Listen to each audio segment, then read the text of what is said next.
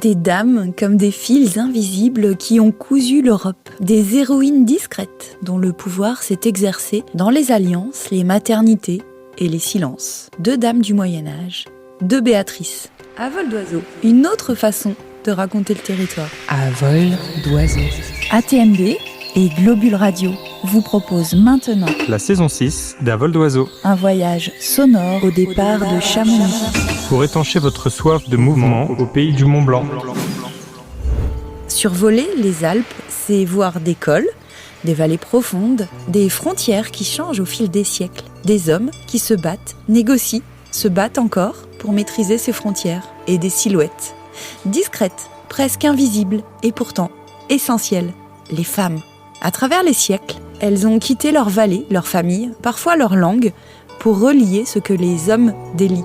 Encore une fois, je suis assise près du château Saint-Michel de Servoz dans ma vallée natale et encore une fois, je pense à Béatrice de Faucigny qui a fait construire ce château. Béatrice de Faucigny, c'est cette aristocrate médiévale qui a su concentrer un pouvoir important par son héritage, mais aussi par ses alliances stratégiques. Fille de Pierre II de Savoie et d'Agnès de Faucigny, elle devient dame du Faucigny en 1268. Son mariage avec Guigues VII de Viennois, dauphin du Viennois, est décisif politiquement. Il rapproche le Faucigny du Dauphiné et place ce territoire au cœur de la rivalité entre la Savoie, Genève et le Dauphiné. Oui, ça c'est mon grand-père Raymond II de Faucigny qui l'a souhaité, bien avant que je ne sois en âge de me marier. Tiens, j'ai l'impression d'entendre la voix de Béatrice de Faucigny. Voici comment, par un mariage, le Faucigny est devenu une zone stratégique et un enjeu diplomatique majeur.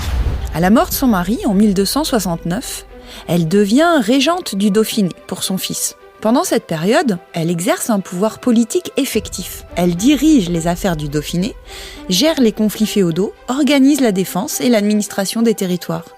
Cette régence montre qu'elle n'est pas seulement une héritière, elle gouverne ses États. Ce jeu politique qui m'a permis l'accroissement de mes États, m'a valu d'être surnommée la Grande Dauphine. Effectivement.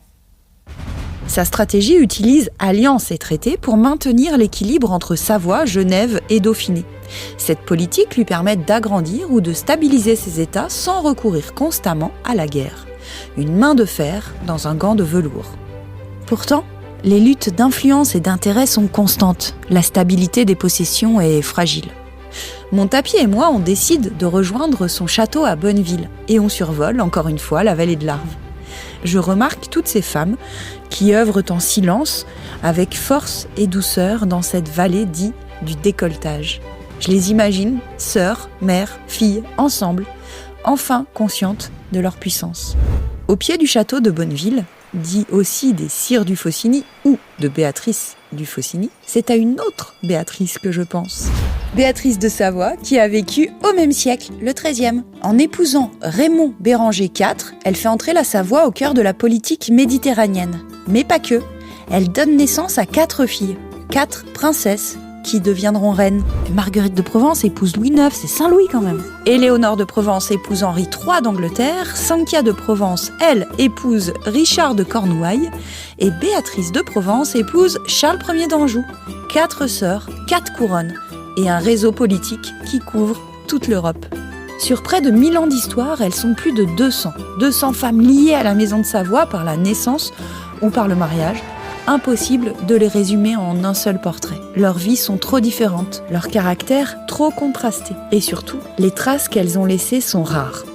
Peu de lettres, peu de journaux, souvent seulement quelques lignes dans un acte officiel, un contrat de mariage. Et pourtant, regarder l'histoire à travers elles change tout. Car leur pouvoir n'est pas celui des batailles, c'est celui des alliances. On leur demande d'unir des familles, de réparer des conflits. Ainsi, nos 4 princesses de Savoie sont devenues des ponts vivants entre les royaumes d'Europe. Le château de leur mère, Béatrice de Savoie, est situé, vous vous en doutez, en Savoie, aux Échelles. Je relève la tête sur celui de Bonneville, qui a abrité Béatrice de Faucigny. Un malheur m'a frappé. Mon fils Jean, héritier du Faucigny et du Dauphiné, est mort des suites d'un accident de cheval durant la traversée de la rivière Menoge. L'équilibre des alliances s'est rompu et, entre autres possessions, j'ai cédé le château de Bonneville au comte de Savoie. Il y avait un lien particulier entre la grande dauphine et Bonneville. C'est elle qui a baptisé Bonavilla, la Bonneville, le jour de la Sainte Catherine de l'an 1283. L'usage de bon pour désigner le bourg indique que la ville possède certains privilèges. On peut, dans une certaine mesure, considérer que Béatrice de Faucigny est la fondatrice de Bonneville. Non seulement elle la baptise, mais elle lui accorde des franchises, fait élever le château et renforce et entretient ses défenses. Elle semble affectionner tout particulièrement cette ville et y fait plusieurs séjours. De nombreux actes et chartes émanant de la Dauphine y sont signés. Et je me dis, quelle femme! Elle a occupé une position stratégique majeure dans les Alpes au XIIIe siècle grâce à son héritage et à ses alliances. Lors de la Régence, par ses négociations et ses choix dynastiques, elle parvient à préserver l'autonomie de ses territoires et à jouer un rôle d'arbitre entre les grandes puissances régionales.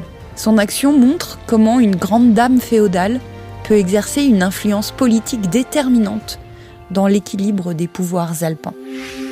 À vol d'oiseau. Et si vous n'avez pas de tapis volant pour le château de Bonneville, prenez la sortie 16 sur la 40, direction Bonneville-Centre.